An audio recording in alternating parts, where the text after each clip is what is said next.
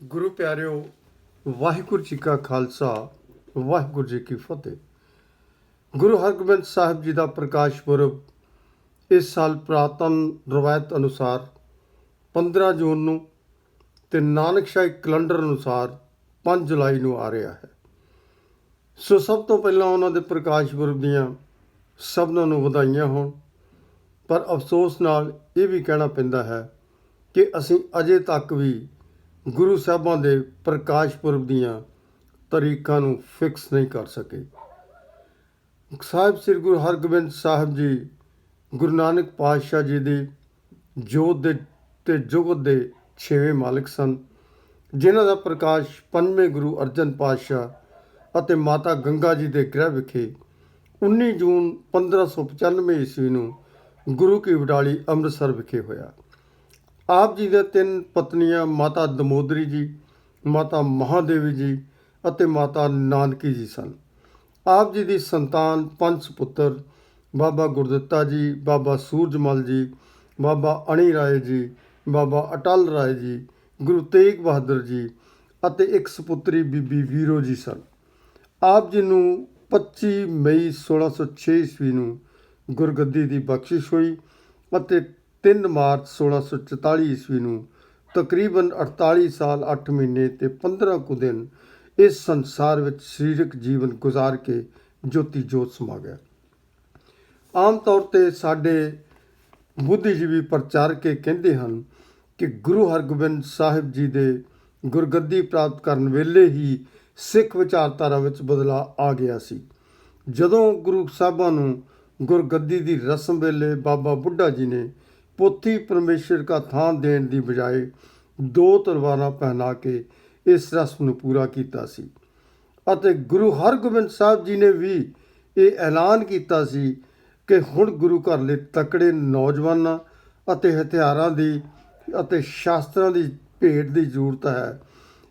ਇਸ ਕਰਕੇ ਕਹਿ ਦਿੱਤਾ ਗਿਆ ਕਿ ਇਹ ਵਿਚਾਰਧਾਰਾ ਗੁਰੂ ਨਾਨਕ ਪਾਤਸ਼ਾਹ ਜੀ ਦੀ ਵਿਚਾਰਧਾਰਾ ਤੋਂ ਅਲੱਗ ਹੈ, ਪਰੰਤੂ ਐਸਾ ਬਿਲਕੁਲ ਨਹੀਂ ਹੈ, ਕਿਉਂਕਿ ਗੁਰੂ ਨਾਨਕ ਦੀ ਵਿਚਾਰਧਾਰਾ ਦੀ ਸ਼ੁਰੂ ਹੀ ਇਨਕਲਾਬੀ ਤੱਤ ਹੁੰਦੀ ਹੈ।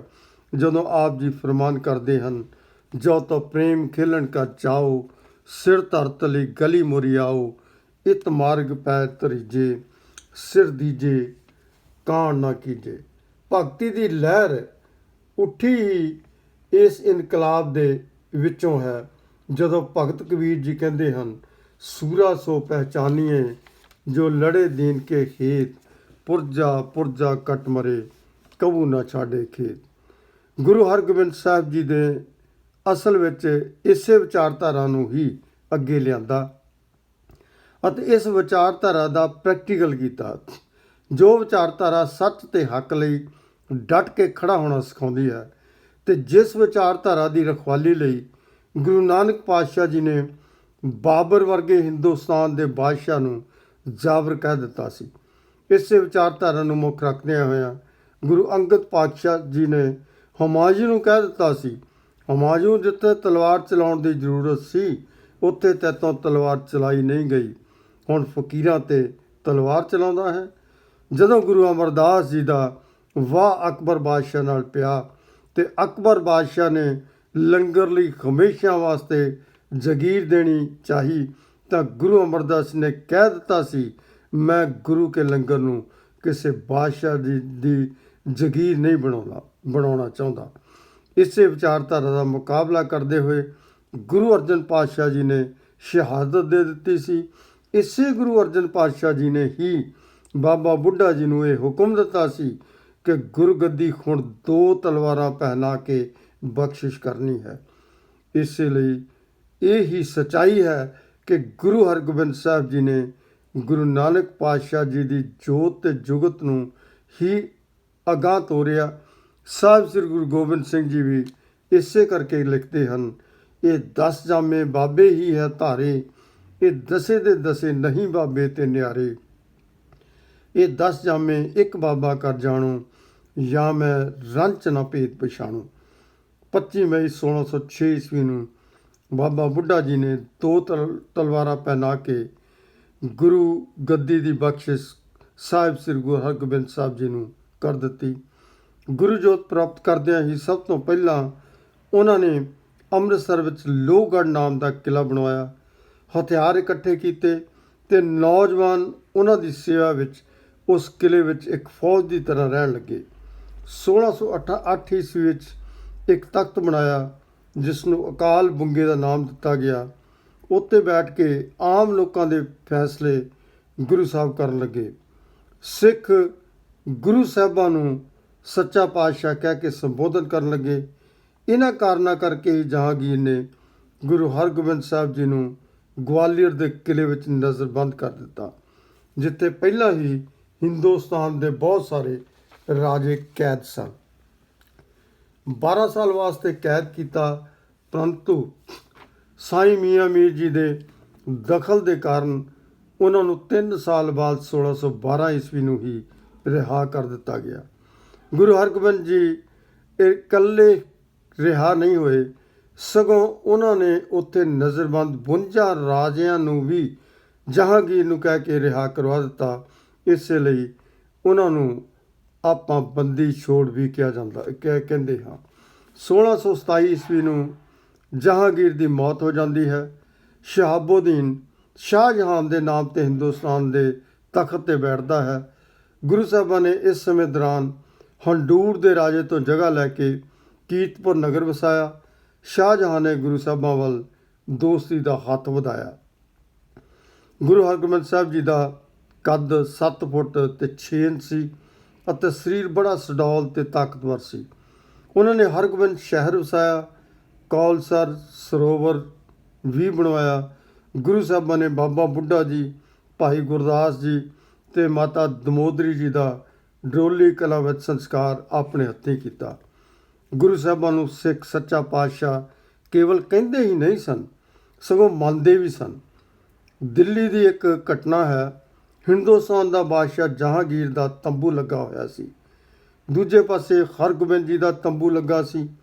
ਇੱਕ ਘਾਈ ਘਾਹ ਦੀ ਪੰਡ ਅਤੇ ਇੱਕ ਟਕਾ ਲੈ ਕੇ ਗੁਰੂ ਜੀ ਦੇ ਦਰਸ਼ਨ ਕਰਨ ਆਉਂਦਾ ਹੈ, ਪਰੰਤੂ ਗਲਤੀ ਨਾਲ ਜਹਾਂਗੀਰ ਦੇ ਤੰਬੂ ਵਿੱਚ ਚਲਾ ਜਾਂਦਾ ਹੈ। ਆਪਣੀ ਭੇਟ ਸਾਹਮਣੇ ਜਹਾਂਗੀਰ ਦੇ ਰੱਖ ਕੇ ਕਹਿੰਦਾ ਹੈ, ਸੱਚੇ ਪਾਤਸ਼ਾਹ ਮੇਰਾ ਹਲਤ ਪਲਤ ਸਵਾਰ ਦਿਓ। ਜਹਾਂਗੀਰ ਉਸ ਘਾਈ ਨੂੰ ਕਹਿੰਦਾ ਹੈ, ਭਾਈ ਮੈਂ ਤੈਨੂੰ ਜਿੰਨੀ ਦੌਲਤ ਕਹੇ, ਜਿੰਨੀ ਜਗੀਰ ਕਹੇ, ਜਿੰਨੀ ਜ਼ਮੀਨ ਕਹੇ ਦੇ ਸਕਦਾ ਹਾਂ, ਪਰ ਇਹ ਹਲਤ ਪਲਤ ਨਹੀਂ ਸਵਾਰ ਸਕਦਾ। ਜਿਸ ਨੂੰ ਤੂੰ ਲੱਭਦਾ ਹੈ ਉਸ ਦਾ ਤੰਬੂ ਦੂਸਰੇ ਪਾਸੇ ਹੈ। ਘਾਈ ਨੇ ਫਟਾਫਟ ਘਾਹ ਦੀ ਪੰਡ ਅਤੇ ਟਕਾ ਚੁੱਕਿਆ ਤੇ ਦੂਜੇ ਤੰਬੂ ਵੱਲ ਚੱਲ ਪਿਆ। ਸਤਿਗੁਰ ਤੰਬੂ ਦੇ ਬਾਹਰ ਹੀ ਖੜੇ ਸਨ। ਘਾਈ ਕਹਿਣ ਲੱਗਾ, ਸੱਚੇ ਪਾਤਸ਼ਾਹ ਗਲਤ ਜਗ੍ਹਾ 'ਤੇ ਚਲਾ ਗਿਆ ਸਾਂ, ਮੈਨੂੰ ਬਖਸ਼ ਲਓ। ਤਾਂ ਸਤਿਗੁਰਾਂ ਨੇ ਉਸ ਨੂੰ ਆਪਣੇ ਗਲੇ ਨਾਲ ਲਗਾ ਲਿਆ। ਗੁਰੂ ਸਾਹਿਬਾਂ ਨੇ 4 ਯੁੱਧ ਲੜੇ। ਪਹਿਲੇ ਯੁੱਧ ਦਾ ਕਾਰਨ ਸ਼ਾਹੀ ਬਾਜ਼ ਸੀ, ਜੋ ਉੜਦਾ ਉੜਦਾ ਗੁਰੂ ਜੀ ਪਾਸ ਆ ਗਿਆ ਸੀ। ਜਦ ਬਾਦਸ਼ਾਹ ਦੇ ਸਿਪਾਹੀ ਲੈਣ ਆਏ ਤਾਂ ਗੁਰੂ ਜੀ ਨੇ ਉਹ ਦੇਣ ਤੋਂ ਇਨਕਾਰ ਕਰ ਦਿੱਤਾ। ਸ਼ਾਹੀ ਫੌਜਾਂ ਨਾਲ ਉਸ ਸਮੇਂ ਗੁਰੂ ਜੀ ਦਾ ਯੁੱਧ ਹੋਇਆ। ਦੂਜੇ ਯੁੱਧ ਦਾ ਕਾਰਨ ਭਗਵਾਨ ਦਾਸ ਅਰੋੜਾ ਇੱਕ ਕੱਟੜਪੰਥੀ ਹਿੰਦੂ ਸੀ। ਗੁਰੂ ਸਾਹਿਬਾਂ ਨੇ ਹਰਗੋਬਿੰਦ ਸਾਹਿਬ ਵਿਖੇ ਇੱਕ ਮਸਜਿਦ ਬਣਵਾਈ। ਇਸ ਕਰਕੇ ਗੁਰੂ ਜੀ ਤੇ ਜਲੰਧਰ ਦੇ ਅਬਦੁਲ ਖਾਂ ਦੇ ਸਿਪਾਹੀਆਂ ਨੂੰ ਨਾਲ ਲੈ ਕੇ ਉਸ ਅਰੋੜੇ ਨੇ ਹਮਲਾ ਕਰ ਦਿੱਤਾ। ਤੀਜੇ ਯੁੱਧ ਦਾ ਕਾਰਨ ਉਹ ਘੋੜੇ ਸਨ ਜੋ ਇੱਕ ਸਿੱਖ ਗੁਰੂ ਜੀ ਨੂੰ ਭੇਂਟ ਕਰਨ ਲਈ ਲਿਆ ਸੀ ਅਤੇ ਰਸਤੇ ਵਿੱਚ ਹੀ ਬਾਦਸ਼ਾਹ ਨੂੰ ਦੇਣ ਲਈ ਬਾਦਸ਼ਾਹ ਦੇ ਸਿਪਾਹੀਆਂ ਨੇ ਉਹ ਘੋੜੇ ਖੋਹ ਕੇ ਬਾਦਸ਼ਾਹ ਪਾਸ ਪਹੁੰਚਾ ਦਿੱਤੇ ਸਨ। ਉਹਨਾਂ ਨੂੰ ਵਿਧੀ ਚੰਦ ਬੜੇ ਨਾਟਕੀ ਢੰਗ ਨਾਲ ਵਾਪਸ ਗੁਰੂ ਜੀ ਪਾਸ ਜਦੋਂ ਲੈ ਆਇਆ ਤਾਂ ਇਹ ਗੱਲ ਜਿਹੜੀ ਸੀ ਬਾਦਸ਼ਾਹ ਨੂੰ ਚੰਗੀ ਨਾ ਲੱਗੀ, ਤਾਂ ਬਾਦਸ਼ਾਹ ਦੀਆਂ ਫੌਜਾਂ ਨੇ ਗੁਰੂ ਜੀ 'ਤੇ ਹਮਲਾ ਕਰ ਦਿੱਤਾ। ਅਤੇ ਚੌਥੇ ਯੁੱਧ ਦਾ ਕਾਰਨ ਪਹਿੰਦੇ ਖਾਂ ਸੀ, ਜਿਸ ਨੂੰ ਗੁਰੂ ਸਾਹਿਬਾਂ ਨੇ ਖੁਦ ਪਾਲਿਆ ਸੀ, ਪਰੰਤੂ ਗੁਰੂ ਸਾਹਿਬਾਂ ਨਾਲ ਹੀ ਚਲਾਕੀਆਂ ਕਰਨ ਲੱਗ ਪਿਆ ਸੀ। ਥੰਮਜੀ ਸਾਹਿਬ ਕਰਤਾਰਪੁਰ ਵਿਖੇ ਪਹਿੰਦੇ ਖਾਂ ਅਤੇ ਗੁਰੂ ਜੀ ਦੀਆਂ ਫੌਜਾਂ ਵਿੱਚ ਮੁਕਾਬਲਾ ਹੋਇਆ। ਪਹਿੰਦੇ ਖਾਂ ਅਤੇ ਉਸ ਦੇ ਜਰਨੈਲ ਸਭ ਮਾਰੇ ਗਏ। ਇਹਨਾਂ ਸਾਰਿਆਂ ਵਿੱਚ ਸਾਂਝੀ ਗੱਲ ਇਹ ਹੈ ਇਹਨਾਂ ਯੁੱਧਾਂ ਵਿੱਚ ਕਿ ਸਾਰੇ ਹੀ ਯੁੱਧ ਵਿੱਚ ਗੁਰੂ ਸਾਹਿਬਾਂ ਦੀ ਜਿੱਤ ਹੁੰਦੀ ਹੈ। ਇਸ ਤੋਂ ਬਾਅਦ ਗੁਰੂ ਜੀ ਕੀਰਤਪੁਰ ਸਾਹਿਬ ਚਲੇ ਗਏ। ਉੱਥੇ ਆਪ ਜੀ ਤਕਰੀਬਨ 10 ਸਾਲ ਰਹੇ। ਗੁਰੂ ਸਾਹਿਬਾਂ ਨੇ ਬਾਣੀ ਦੀ ਰਚਨਾ ਨਹੀਂ ਕੀਤੀ, ਪਰੰਤੂ ਬਾਣੀ ਨਾਲ ਬਹੁਤ ਪ੍ਰੇਮ ਕਰਦੇ ਸਨ। ਇੱਕ ਸਾਖੀ ਬੜੀ ਮਸ਼ਹੂਰ ਹੈ ਕਿ ਜਦੋਂ ਗੋਪਾਲੇ ਨੇ ਗੁਰੂ ਜੀ ਦੇ ਕਹਿਣ 'ਤੇ ਜਪਜੀ ਸਾਹਿਬ ਦਾ ਸ਼ੁੱਧ ਪਾਠ ਕੀਤਾ ਤਾਂ ਕਹਿੰਦੇ ਹਨ ਸਤਿਗੁਰ ਤਾਂ ਉਸ ਨੂੰ ਗੁਰਗੱਦੀ ਤੱਕ ਦੇਣ ਲਈ ਤਿਆਰ ਹੋ ਗਏ ਸਨ। ਗੁਰੂ ਸਾਹਿਬ ਹਰ ਇੱਕ ਦੇ ਪ੍ਰਸ਼ਨ ਦਾ ਉੱਤਰ ਗੁਰਬਾਣੀ ਅਨੁਸਾਰ ਦਿੰਦੇ ਸਨ। ਗੁਰੂ ਸਾਹਿਬਾਂ ਨੂੰ ਤਰ੍ਹਾਂ ਤਰ੍ਹਾਂ ਦੇ ਧਾਰਮਿਕ ਆਗੂ ਬੜੇ ਪ੍ਰਸ਼ਨ ਪੁੱਛਿਆ ਕਰਦੇ ਸਨ। ਗੁਰੂ ਸਾਹਿਬ ਜੀ ਜਦੋਂ ਗੁਜਰਾਤ ਵਿੱਚ ਸ਼ਾਹ ਦੌਲਾ ਨਾਲ ਮੁਲਾਕਾਤ ਹੋਈ ਤਾਂ ਗੁਰੂ ਜੀ ਦੀ ਸ਼ਾਨੋ ਸ਼ੌਕਤ ਨੂੰ ਵੇਖ ਕੇ ਸ਼ਾਹ ਦੌਲਾ ਨੇ ਗੁਰੂ ਜੀ ਨੂੰ ਸਵਾਲ ਕਰ ਦਿੱਤਾ, ਹਿੰਦੂ ਕੀ ਤੇ ਪੀਰੀ ਕੀ, औरत की फकीरी की, पुत्र की वैराग की, दौलत की त्याग की। अर्थात हिंदू हो के अपने आप ਨੂੰ ਪੀਰ ਨਹੀਂ ਕਹਾਇਆ ਜਾ ਸਕਦਾ। ਗ੍ਰਸਤੀ ਇਨਸਾਨ ਫਕੀਰ ਕਿਵੇਂ ਹੋ ਸਕਦਾ ਹੈ? ਜਿਸ ਦੀ ਔਲਾਦ ਹੋਵੇ ਉਹ ਵੈਰਾਗੀ ਕਿਵੇਂ ਹੋ ਸਕਦਾ ਹੈ? ਤੇ ਦੌਲਤਮੰਦ ਇਨਸਾਨ ਆਪਣੇ ਆਪ ਨੂੰ ਤਿਆਗੀ ਅਖਵਾਏ, ਇਹ ਕੈਸਾ ਛਲ ਹੈ? ਗੁਰੂ ਸਾਹਿਬਾਂ ਨੇ ਜਵਾਬ ਦਿੱਤਾ, औरत ईमान है, पुत्र निशान है, दौलत गुजरान है, पीर ना फकीर ना हिंदू ना मुसलमान है। ਇਹ ਦੌਲੇ ਸ਼ਾਹ ਜੀ, ਔਰਤ ਤੇ ਮਰਦ ਦਾ ਰਿਸ਼ਤਾ ਈਮਾਨ ਤੇ ਖੜਾ ਹੈ। ਜਿੱਥੇ ਬੇਈਮਾਨੀ ਆ ਜਾਂਦੀ ਹੈ ਉੱਥੇ ਰਿਸ਼ਤਾ ਕਾਮਯਾਬ ਨਹੀਂ ਹੁੰਦਾ। ਪੁੱਤਰ ਧੀਆਂ ਤਾਂ ਉਹ ਨਿਸ਼ਾਨੀ ਹੈ ਜਿਸ ਨੇ ਸਾਡੀ ਵਿਰਾਸਤ ਨੂੰ ਸਾਂਭਣਾ ਹੈ। ਦੌਲਤ ਸਿਰਫ ਗੁਜ਼ਰਾਨ ਕਰਨ ਵਾਸਤੇ ਵਰਤੀ ਜਾਵੇ ਤਾਂ ਹੀ ਸੁੱਖ ਦਿੰਦੀ ਹੈ। ਤੇ ਫਕੀਰ ਜਾਂ ਪੀਰ ਹਿੰਦੂ ਸਿੱਖ ਮੁਸਲਮਾਨ ਬੋਧੀ ਜੈਨੀ ਨਹੀਂ ਹੁੰਦਾ। ਜੋ ਹਿੰਦੂ ਸਿੱਖ ਮੁਸਲਮਾਨ ਈਸਾਈ ਬੋਧੀ ਹੋਵੇ ਉਹ ਪੀਰ ਫਕੀਰ ਹੋ ਹੀ ਨਹੀਂ ਸਕਦਾ। ਪੀਰ ਫਕੀਰ ਤਾਂ ਇਨਸਾਨੀਅਤ ਦਾ ਭਲਾ ਮੰਗਦੇ ਹਨ, ਮਨੁੱਖਤਾ ਦੀ ਗੱਲ ਕਰਦੇ ਹਨ। ਗੁਰੂ ਸਾਹਿਬਾਂ ਦੇ ਇਸ ਜਵਾਬ ਤੋਂ ਪ੍ਰਸੰਨ ਹੋ ਕੇ ਗੁਰੂ ਸਾਹਿਬਾਂ ਨੂੰ ਉਸ ਬੁੱਧੂ ਸ਼ਾਹ ਪੀਰ ਨੇ ਨਮਸਕਾਰ ਕੀਤੀ। ਗੁਰੂ ਸਾਹਿਬ 48 ਸਾਲ ਮਾਨਵਤਾ ਦੀ ਸੇਵਾ ਕਰਕੇ 1644 ਈਸਵੀ ਨੂੰ ਕੀਰਤਪੁਰ ਸਾਹਿਬ ਵਿਖੇ ਹੀ ਜੋਤੀ ਜੋਤ ਸਮਾ ਗਏ। ਗੁਰੂ ਹਰਗੋਬਿੰਦ ਸਾਹਿਬ ਜੀ ਦਾ ਜੀਵਨ ਇੱਕ ਸਹਿਜ ਦਾ ਜੀਵਨ ਸੀ। ਉਹ ਸੰਤ ਵੀ ਸਨ, ਸਿਪਾਹੀ ਵੀ ਸਨ। ਉਹ ਮੀਰੀ ਪੀਰੀ ਦੋਨਾਂ ਦੇ ਮਾਲਕ ਸਨ। ਉਹਨਾਂ ਨੇ ਧਰਮ ਦੇ ਨਾਲ ਰਾਜਨੀਤੀ ਦਾ ਸਬਕ ਵੀ ਸਾਨੂੰ ਸਿਖਾਇਆ। ਧਰਮ ਦੇ ਅਧੀਨ ਕੀਤੀ ਹੋਈ ਰਾਜਨੀਤੀ ਹੀ ਇਨਸਾਨੀਅਤ ਦਾ ਭਲਾ ਕਰ ਸਕਦੀ ਹੈ।